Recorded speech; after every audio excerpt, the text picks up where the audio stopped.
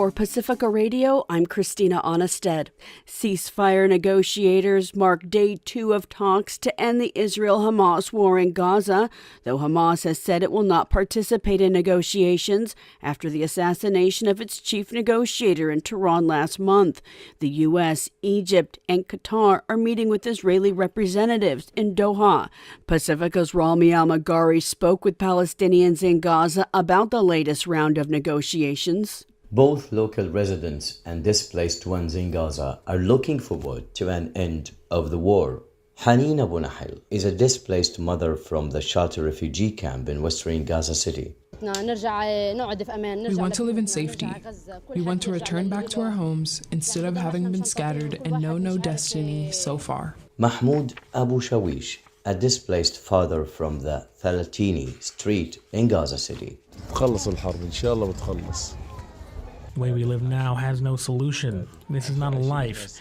It is rather a misery to live in shelter schools. Ibrahim is a resident of the Maghazi refugee camp. Ibrahim is critical of Hamas's decision to not attend the mediation. He says Hamas should consider the interests of the people. As the Israeli side seems concerned about its nation's internal affairs, the Palestinian side should be the same. I think the Palestinians should weigh the outcome of the war compared with the objectives of the war. For Pacifica Radio, I am Rami Al-Magari in Gaza. International diplomacy to prevent the war in Gaza from spreading into a wider regional conflict is intensifying. British and French foreign ministers are making a joint trip to Israel today to push for peace. As fears are still high, Iran and Hezbollah militants in Lebanon could attack Israel in retaliation for the killings of top militant leaders. United Kingdom Foreign Secretary David Lammy said before his visit the conflict risked erupting across the region. He also condemned an Israeli settler attack in the occupied West Bank town of El Jit that killed one Palestinian and torched homes and cars Thursday. The scenes overnight of the burning and the torching of buildings, of the Molotov cocktails thrown at cars, of the widespread rampage and chasing of people from their homes is abhorrent, and I condemn it in the strongest of terms. Israeli Prime Minister Benjamin Netanyahu and the Defense Minister and President Isaac Herzog criticized the settlers and called for charges and prosecutions. This as the Israeli government published plans for increased West Bank settlements earlier this week. Vice President Kamala Harris is set to unveil her economic agenda in a speech today that's expected to focus on high food and housing costs.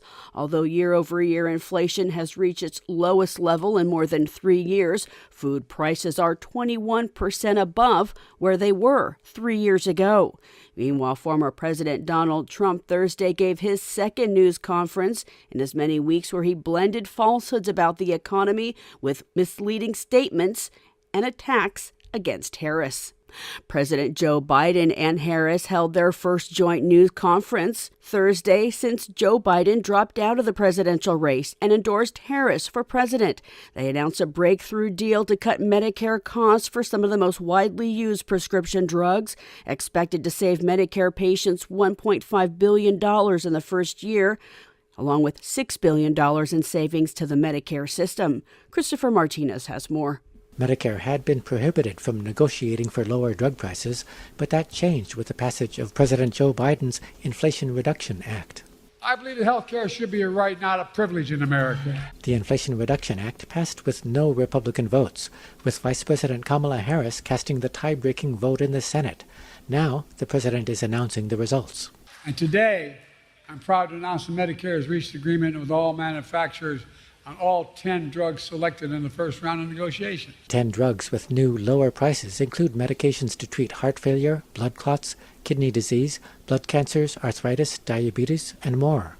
When the cuts go into effect, Biden says they'll save people $1.5 billion a year in out-of-pocket expenses. They'll also save taxpayer money, cutting Medicare's cost by $6 billion in the first year. And there's more to come. We're just getting started.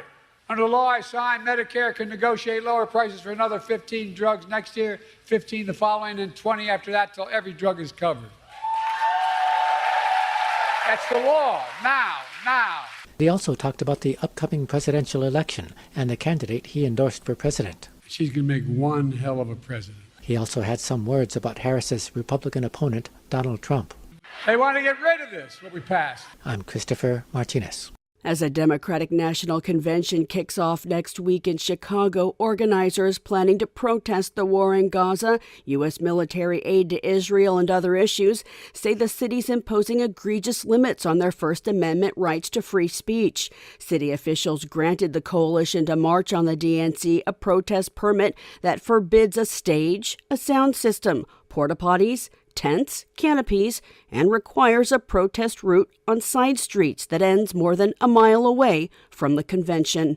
Hatim Abudaya, a spokesperson for the coalition and national chair of the U.S. Palestinian Community Network, spoke at a press conference in the rain Thursday. Our First Amendment rights have been violated because they are restricting protected speech and basing the restrictions on content, on the fact that we are saying loud and clear that we stand with Palestine, that the Democrats are complicit in the genocide, the Israeli killing of 40,000 Palestinians, and that Biden and Harris have the power to stop it, and they haven't. And that the Democrats must end all U.S. aid to Israel immediately. It's illegal for the city attorneys to try to stop us from saying this. Organizers say city officials' limits on their protests are inconsistent with how it handles other public events. A court hearing is scheduled later today. A separate rally organized by the Poor People's Army does have a permit to march to the DNC location. Organizers say city officials are also trying to limit that permit. I'm Christina Onestad, reporting for Pacifica Radio.